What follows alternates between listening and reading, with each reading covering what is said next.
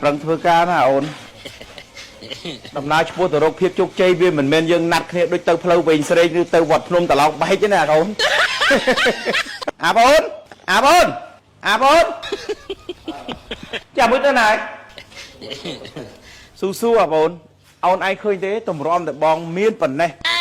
តស៊ូប៉ុណ្ណេះវាមិនមែនងាយស្រួលដំណើរឆ្ពោះទៅរកភាពជោគជ័យវាមិនមែនងាយស្រួលយើងណាត់គ្នាទៅវត្តភ្នំឬទៅផ្លូវវែងស្រេងទេពិបាកណាស់បងប្អូនជីវិតដូចយើងដាំដើមឈើមួយដើមអញ្ចឹងបងប្អូនដូចយើងដាំដើមឈើមួយដើមអញ្ចឹងយើងដាំដើមធ្នង់មួយដើមយើងដាំដើមធ្នង់មួយដើមយើងត្រូវបង់បាញ់យើងត្រូវដាក់ជីតម្រាំតែវាលួសបានប៉ុណ្ណឹង